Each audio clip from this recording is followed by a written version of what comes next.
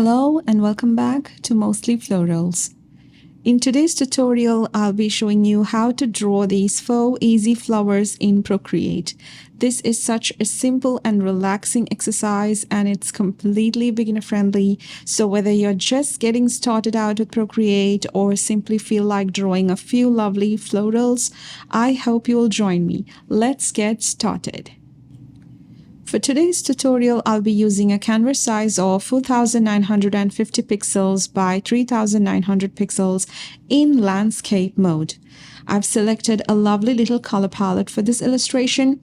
The colors are simple, soft, and very beginner friendly, which makes this a wonderful exercise. I've also created an outline for this illustration just in case you'd prefer to import it into Procreate and paint over it while you practice. Sometimes having an outline already prepared can make the process feel a little less overwhelming. And if you'd like to access both the color palette and the outline, I have some exciting news to share. I usually upload these resources to Gumroad, but I recently launched my Patreon and I'm incredibly excited about it. The official launch will be in September, but the free membership tier is already open, so you're welcome to join right away. Here's the brand new canvas, and first things first, I'm going to tap on the brush icon. Here in the brush library under the inking category, you'll find the tinderbox brush, and that's the brush we'll be using throughout today's illustration. As for the colors, I'm going to select them as we go along, but you already have the color palette, so you'll know exactly which color I'm referring to. Let's start with this beautiful salmon pink. I'm going to duplicate the tinderbox brush first, so open the duplicated brush and then tap on stabilization. So we can always test it right here on the drawing pad. 30% didn't quite work for me, so I'll go with about 57%, which looks much better. Now tap done and head back to the canvas. You can always zoom in and out to decide where you'd like to begin your illustration. I'm going to start with these soft rounded petals. I think I'll increase the brush size slightly and then I'll begin drawing long, simple petals with gently curved tops. I'm deliberately keeping the shape slightly uneven because I think that gives the flower a much more natural feel. And this is going to be the second petal, and just as before, I'll draw the outline and fill it in. Now it's time for the third, and I'll color that one in as well. I absolutely love the texture of this brush. It has such a lovely textured finish and it's perfect for florals like this. One more petal on the left to complete the flower, and I think that looks lovely. Now I'm heading to the color palette and selecting this green shade to draw the base of the flower. I'll create a simple green base and then draw a long stem exceeding all the way down the canvas. Next, I'm adding a long, gentle, curved leaf. I'll outline the shape first and then fill it in. I think I'll just redraw this one so it sits a little more naturally. The texture of this brush is absolutely beautiful. If you have the updated version of Procreate, you should already have it available in your library. This is actually the first time I've used it in a tutorial.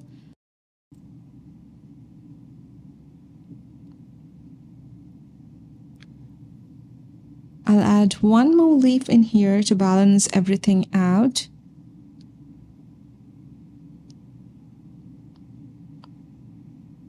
And finally, I'll be adding a few details to the flower. Now, I couldn't capture that part on camera, but it's really just a simple few strokes. Now I'm selecting a soft baby pink from the color palette, and it's time for our second flower.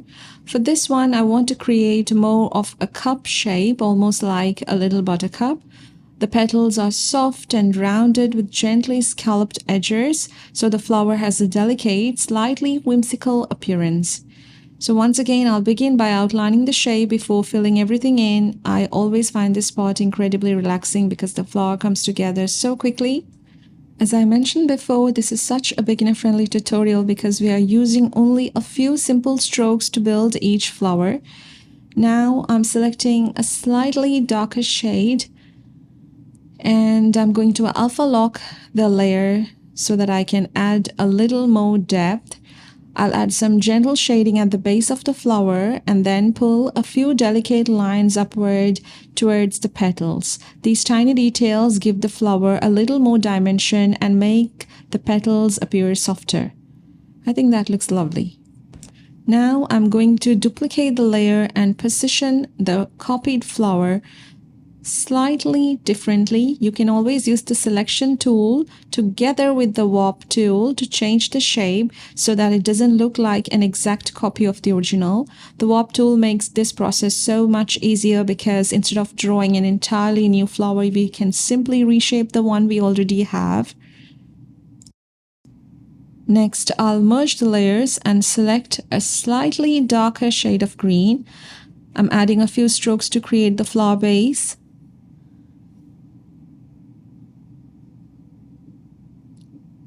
And then the stems.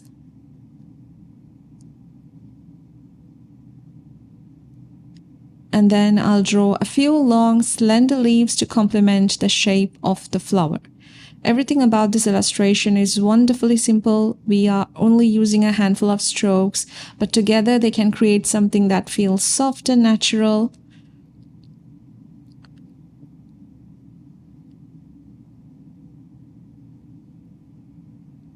Now I'm selecting a lighter shade and alpha locking the layer so that I can add a few details to the leaves. Remember that you can always tap the screen with 2 fingers if you'd like to undo a stroke.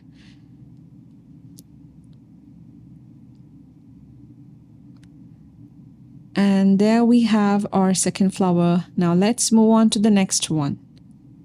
Now let's tap on the plus icon and create a new layer with our third flower. For this one, I'm choosing a warm golden yellow shade. This flower has long, slender petals that open gently towards the top, like this, giving it a delicate wildflower appearance. I'll begin by drawing the outline and then dragging and dropping the color into the shape. So you can adjust the threshold to around 45% so that the color stays neatly within the outline. I'm going to repeat this about 3 times so we end up with 3 separate flowers clustered together. Now selecting a slightly lighter shade, I'm going to add a few delicate lines to the petals. These tiny details help define the shape and make each flower look slightly different from the others. Next, I'm adding a few details to the top of each flower so that they appear to open gently towards the center. It's amazing how much difference a few simple strokes can make. These little details give the flowers much more depth and dimension. Now, selecting an off-white shade and alpha locking that layer. I'm adding a few tiny details in the center of each flower, almost like tiny stamens. And then I'll use a darker brown tone to add a little more definition. Now let's return to the color palette and select a green shade for the stems. This time I'm keeping the stems long, thin, and delicate while gathering them together to create a soft wildflower arrangement like this.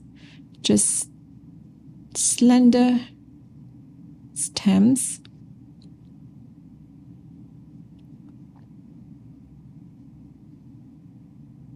Next, I'll add a few gently curved leaves with slightly wavy edges. I'll drag and drop the color into the shapes once again, and then fill in some of the larger gaps. I always like to leave a little of the original texture visible because I think that's what makes this brush so beautiful.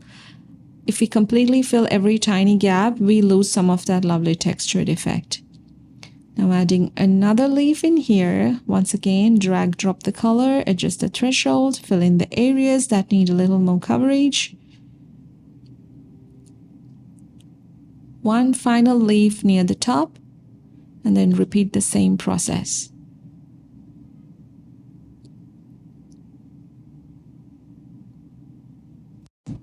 And And there we are, our third flower is finished. Now it's time for our final flower, and for this one I'm selecting a beautiful bright red shade. I'll increase the brush size slightly and begin drawing small rounded petals with softly wavy edges. I'm simply filling in the shapes as I go because I want these flowers to have a loose, organic appearance, almost like little wildflowers scattered across a field. I also want these flowers to be much smaller than the ones we have already created so that the overall composition feels balanced.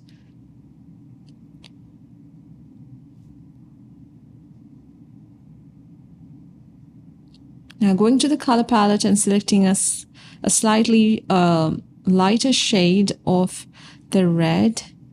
I'm going to do the centers. Usually I prefer using darker colors for the centers of my flowers, but this time I wanted to do something a little different. Alpha locking the layer and adding a few tiny details around the centers like this. These little touches make the flowers appear softer and a little more delicate. There's absolutely no need for perfection here. Just take your time and enjoy the process. I always find drawing flowers incredibly relaxing, and honestly, I could spend the entire day doing this. Now selecting a slightly, or maybe a darker brown shade and adding a few tiny details. These flowers actually remind me a little of poppies, which wasn't my original intention at all. That's one of the things I love most about drawing. I usually begin with only a very simple idea in mind, and then the illustration gradually develops into something completely different. The finished piece always ends up surprising me. Now that the flowers are done, I'm going to head back to the color wheel and select a blue-green shade. Kind of like an aqua green, maybe. I always enjoy using slightly different shades of green because it helps each flower stand out while still allowing the piece to feel cohesive. Now I'm going to use the selection tool to move the flowers around slightly so that I can draw the stems more easily. When I first drew these flowers, I hadn't completely planned where the stems would go, so I'm simply adjusting the composition a little bit. So once everything is in place, I can merge the layers together.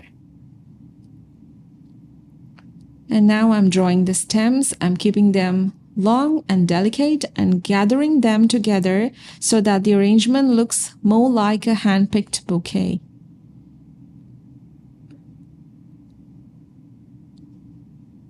Next, I'm adding a few smaller stems here and there.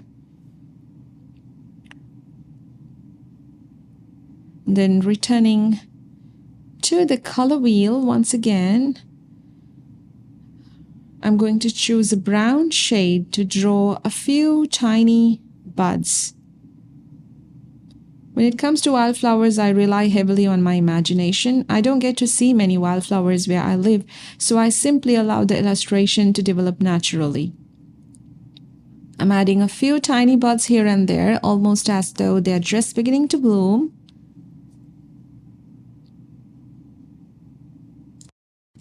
Next, I'll add a subtle touch of pink to bring a little more warmth into the illustration.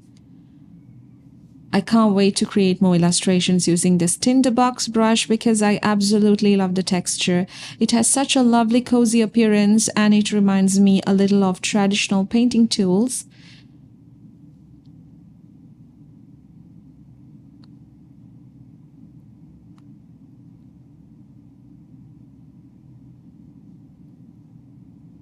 Now I'm heading back to the layers panel and selecting the green layer so that I can add a few leaves.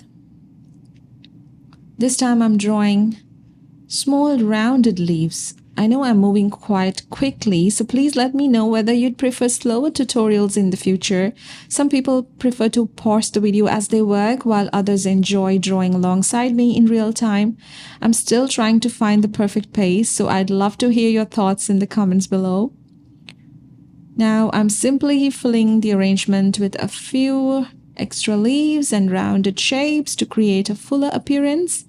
Because the stems are quite delicate, I want to add a little more balance to the composition.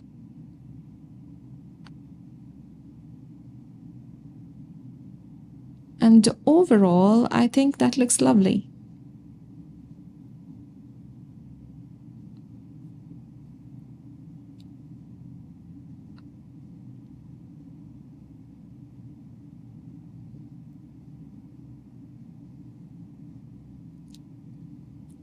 Okay, and I'm done.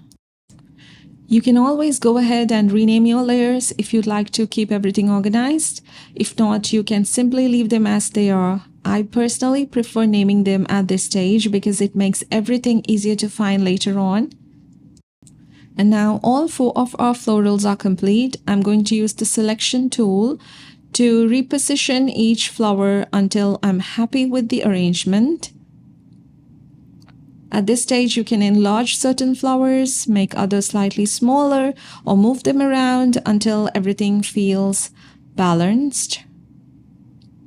These florals can be used for so many different projects, and they're also a wonderful beginner-friendly exercise if you're just getting started with Procreate. Even if drawing florals isn't usually your style, I think simple illustrations like these are a lovely way to practice working with shapes, colors, texture, and composition. As always, once I've finished an illustration, I immediately begin notice little details that I'd like to improve. So selecting a slightly darker shade of green, I'm adding a few extra details to these leaves. Remember to alpha lock the layers so that all details remain within the existing shape.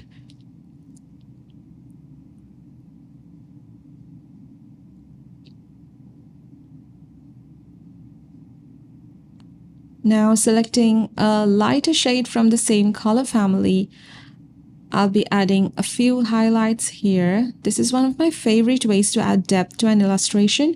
I simply choose the original color and then move slightly lighter or slightly darker depending on the effect I'm trying to create. And just like that, we have all 4 flowers finished.